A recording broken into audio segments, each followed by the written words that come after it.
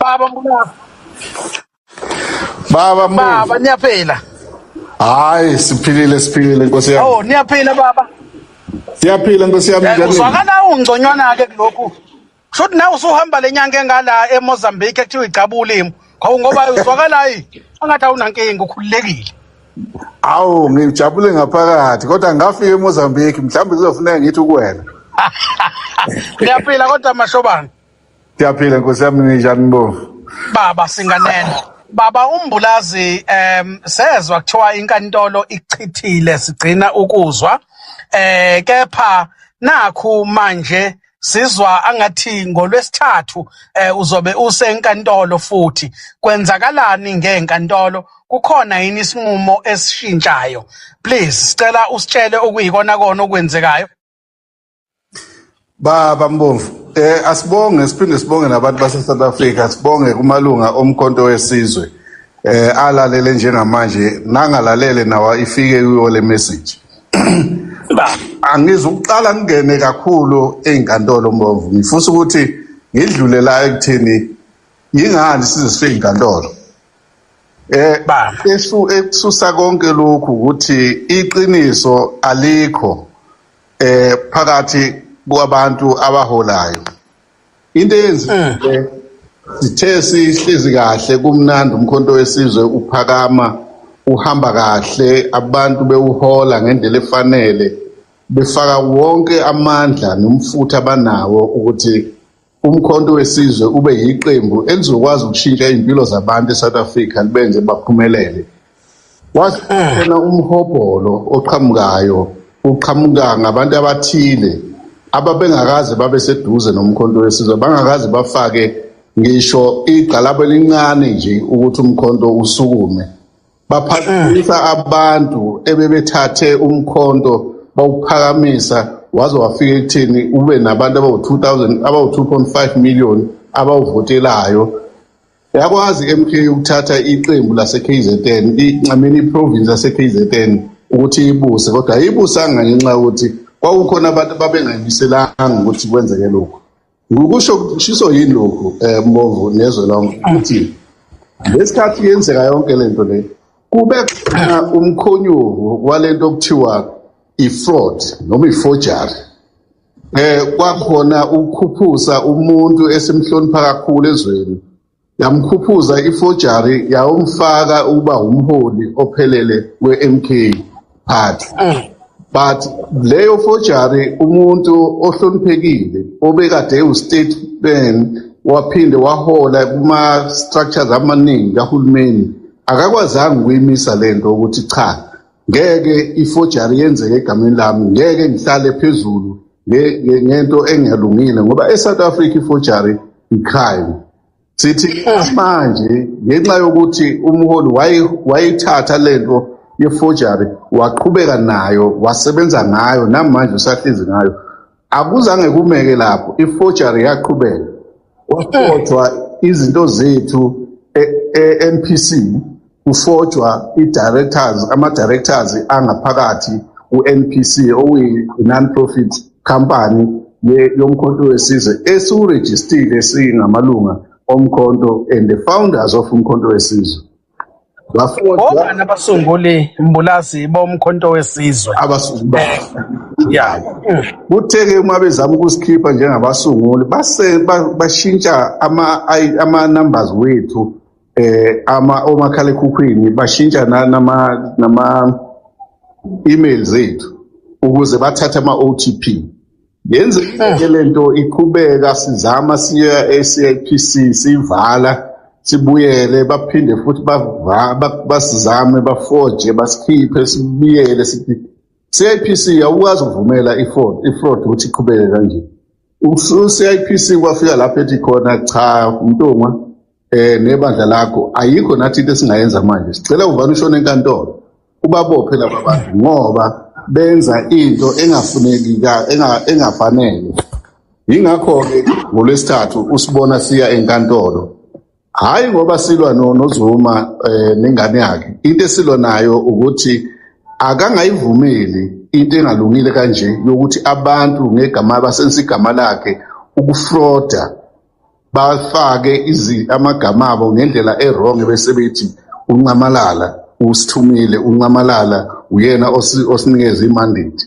Sithi ngoLwesithathu sifuna ukusho kuzwe lonke ukuthi angeke sivume iqembu lomkhonto wesizwe lintshontshwe izigebengu ngegama likaNcamalala ngobuqhophololo.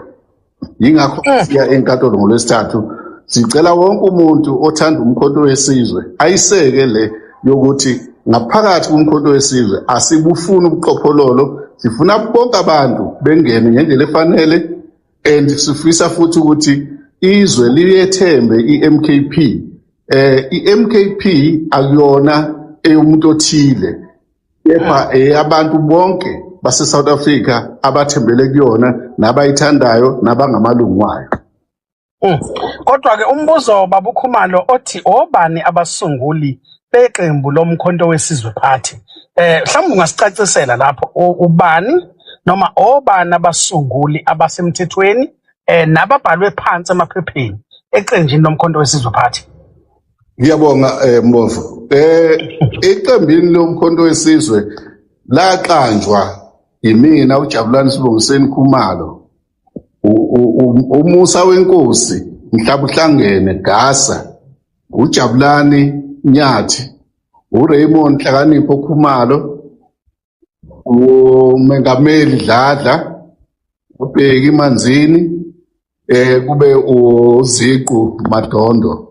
These 7 members are registered ngaphakathi kwi-registration yakwa IEC. Bese kuba khona abawu6 abama-extra members abangafakiwe kwi-certificate. Then kuthi ku-non-profit company NPC, uKhumalo Jabulani Sibongiseni, uMasilela Sidwell, uThulani Olvin Mahlangu, uNtobikayise Ngubane, uLebo Mwepeng, uMusa Wenkosi Mhlabuhlangene Gasa, uMgidi Jabu. Sesisonke baphi manje laba abanye abasunguli sebesulile bonke? Cha, abasulile Mbovu bonke bakhona. Laba abawu7 sikhona ku-IEC, ngapha ku7 wase NPC sikhona. Sizokukhombisa lokhu ngoLwesithathu ukuthi cha sisekhona i-organization sisayibambile, sifisa futhi amaqabane akholele ekutheni yonke le nyimfinyimfi eyenzakalayo lapha kumkhonto wesizwe kukhona abantu abayibiza ngo-high command esingabazi abayisuka abayithatha bayibeka ngoba beondlovu ayiphikiswa ondlavini abasusa abaholi ababekhona bomkhonto besebenza bewakhile umkhonto kahle.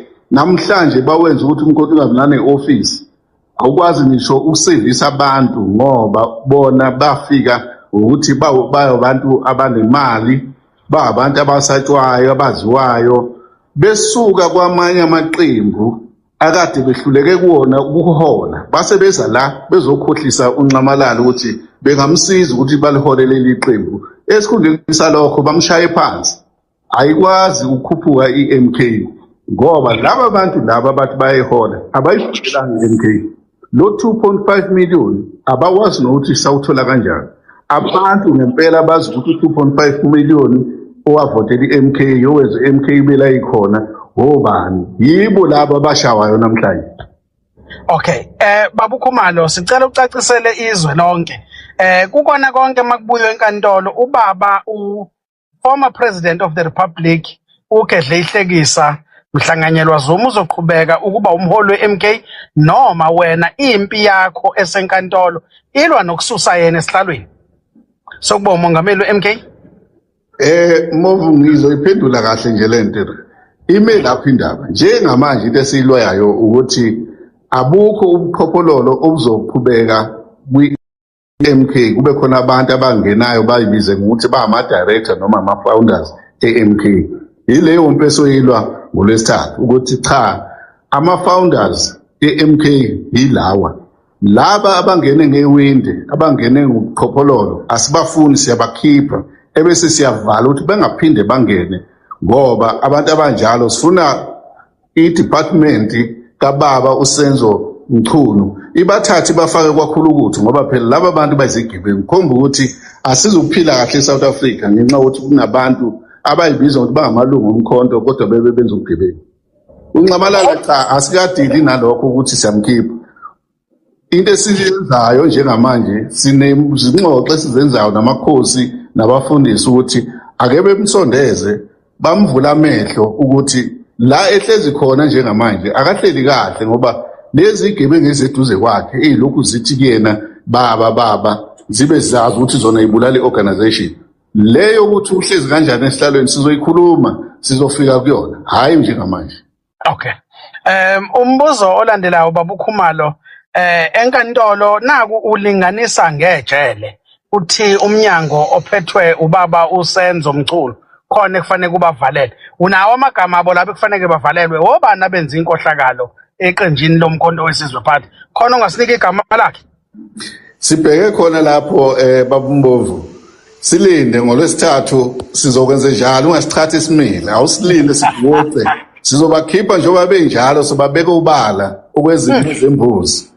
Right, ngizwe kuthiwa unelist osuyigodla esifubeni yokushintsha ama-members eParliament likazwelonke kanye ne-legislature yaKwaZulu Natal and zithi impukane ezihlaza ungathi enkantolo kuthiwa kuvuna wena yikona kuyikuphi okuyikona kona ungasitshela okuyiqiniso. Baba uMbovu ngizobanje sewubala njengamanje ukuthi mina indlela engijabule ngayo nengithokoze ngayo ngiyacabanga idlozi lakithi komzulikazi ombulazi omashobano odonda beziziba bajabule nabo ngoba iqiniso sizolithatha silibeke obala. Le abayishoyo siyababona bephapha nje bethatha amagama abantu bebakhokhisa imali khona bese beqoqa imali koMpumalanga ngegama ngesitifiketi seMK esiyifake bethi bona ama founders cha ilise asikayethi kuzofika isikhathi sayo kungekude kuzofika ukuthi sikwenze thina lokho asijahile sihamba kahle nje senza izinto ngendlela efanele silandela umthetho amaqabane alinde sizowatshela mase kufanele siwatshela ukuthi manje lethana ama-list lethana amagama asizokwenza lo msangano wenzakalayo asisangene sifuna ukusebenza kahle ngengqondo efanele kodwa nje ngingakosho ukuthi nginochulumanco ngijabule kakhulu. Siyezwa baba uMbulaze kusho ukuthi sabantu eSouth Africa fanele siphinde silindele okukhulu eqenjini lomkhonto wesizwe nobuholi balo mangabe kuthiwa abaholi abakhona abekho emthethweni bangene ngomnyango ongemuva nobaba uNcamalala uyambala kulapho noma yena umkhipha eceleni yedwa.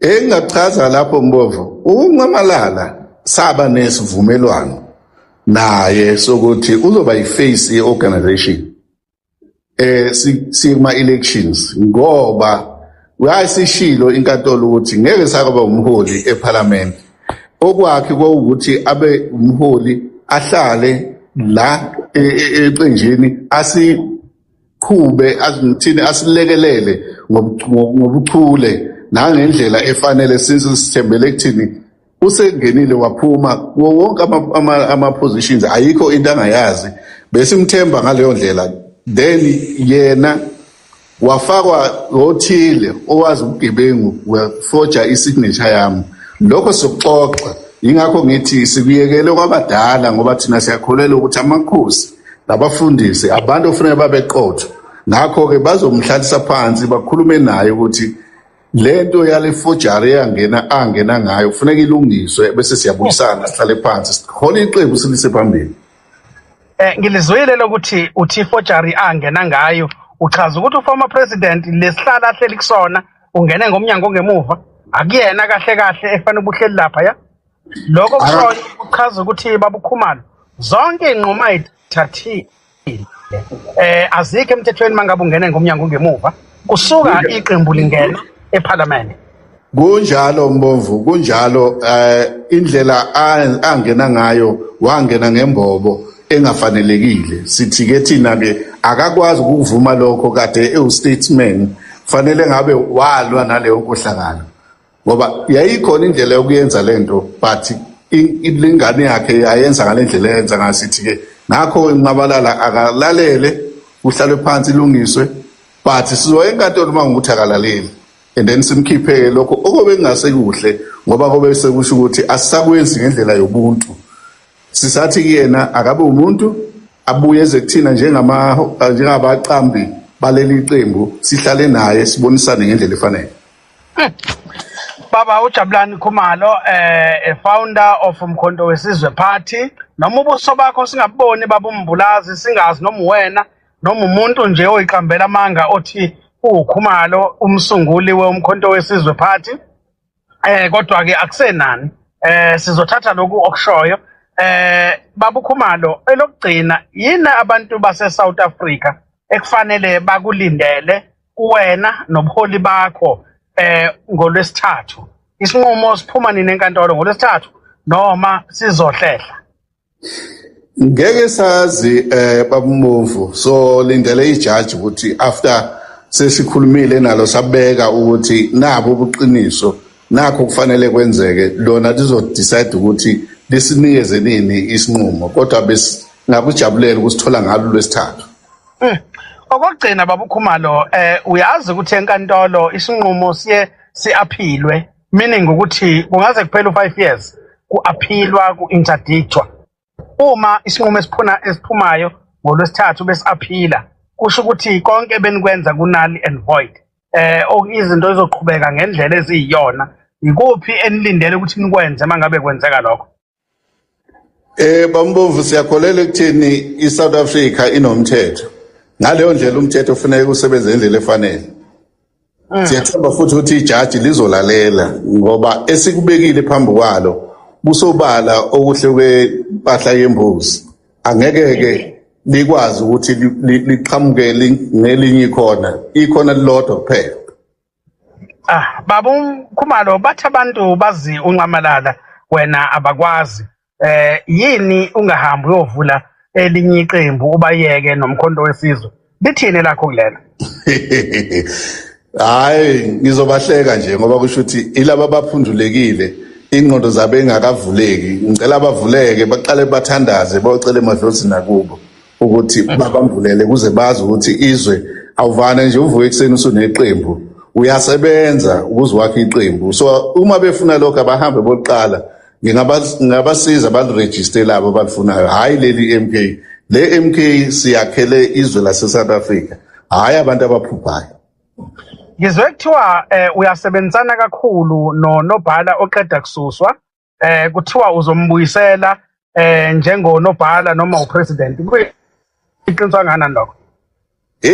Hambe kungihlekisa yazi ngoba mhlasimbe yena uzosho ukuthi ungaze laphi angimazi nokumazi ngazi nanezwi lakhe futhi angiboni khona indlela esingasebenzisana ngayo naye akakazange akhombisa inhlonipho mayengena lapha ku-MK wangena ngobuso nje wacabanga ukuthi uzohola imbuzi but ke sikhona singabaholi ngeke sikwazi ukuyivumela ufikile naye wangena esiqashweni sokuthi abulwe nama-comrade awafica okungama-comrade athatha leli qembu alibeka phambili so akekho umuntu engasebenzisana nayo njengalo ongakwazi ukucabanga ukuthi abaholi abaficile asebenzisane nabo nobangene ngaphansi kwabo. Ukuphepha kwakho baba uKhumalo ngoba sake sabona uphuma khona enkantolo eGoli abantu besho ukukudla bakufele kungakanani baba uphephile uzizwa uphephile kubalandeli beqembu ongumnikazi wakhe? Ngiphephile kakhulu akukho umuntu ongakwazi ukungenza noma yini ayithandayo angisiyena umuntu ngokaJehova nedlozi lami.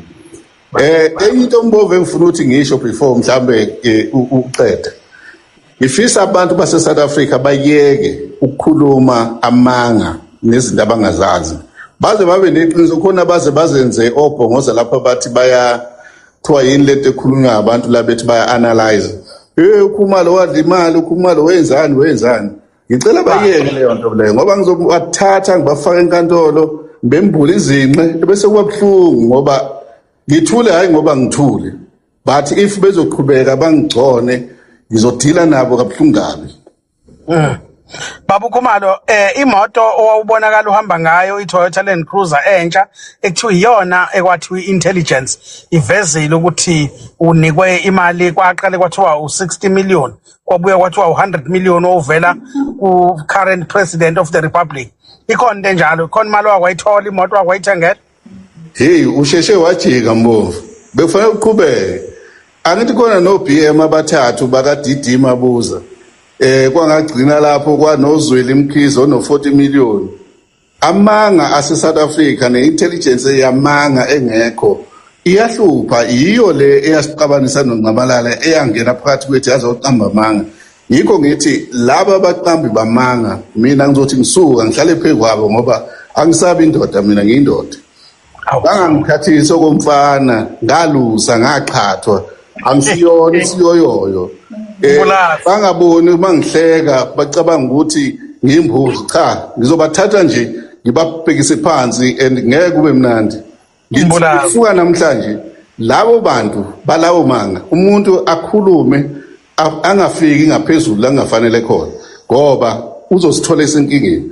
Ngicela abawayeke laba abakhulumayo abayilande lezi moto bayilande le mali. iLand Cruiser eyakithi yathengwa ngemali yakwamzilikazi, ayithenganga ngemali yemfece nje, yaphuma kowakithi umuntu.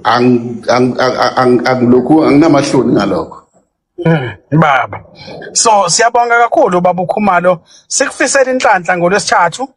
Siyizwe mawuwina silindeleni uzomdonsela ukhaphethe ubaba uZuma esihlalweni ahleli kusona. Silindele ukuthi umkhonto wesizwe ungase ubuyele kuwena njengomholi wawo. Asithule sibuke udlala umdlalo esigcaweni. Into ezokwenzeka nje engiyaziyo ukuthi asili noNcamalala thina. Asibhekene naye kabuhlungu. Into esibhekene nayo kabuhlungu inkohlakalo nabantu abangasile abathatha uNcamalala bamfake ekhanda bamtshela ukuthi bayi-intelligence beqamba amanga. Yikho lokho kwenza ukuthi namhlanje uNcamalala la ekhona naye uma eneqiniso uzontshela ukuthi akamnandi ngoba laba abantu ababhizi bemlethela indaba engekho abamhlatsile kahle. Naye kuleli qembu uhlulekile manje ukulihola ngoba akaliholi. Uyatshelwa ukuthi enzeni. Sithi-ke thina Ncamalala buya, uyazi wasifica sibumbene namanje. Uma ufuna sisebenze woza sisebenze. Ngaphandle uma yena engafuni ukwenza kanjalo sizodonsa ukhaphethe. Bantu bakithi nizizwele ubaba uJabulani Khumalo, the founder of Umkhonto Wesizwe Party. NgoLwesithathu esiyakulona uzobe esenkantolo noma ke engabanga esasho noma iseGoli noma iseMaritzburg noma ikuphi kodwa uzobe esenkantolo. iMK Party kobe kucaciswa ngekusasa layo.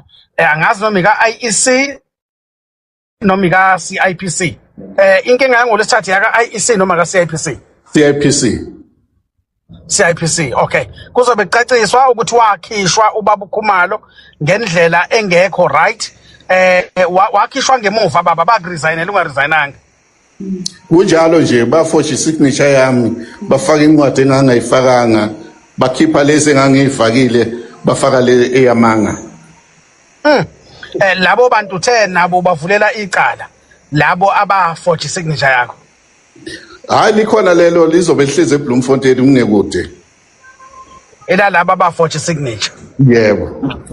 Sizwe ngathi kuthinteka igama lendodakazi kaBaba uNcamalala. Uthe yenzeni yona?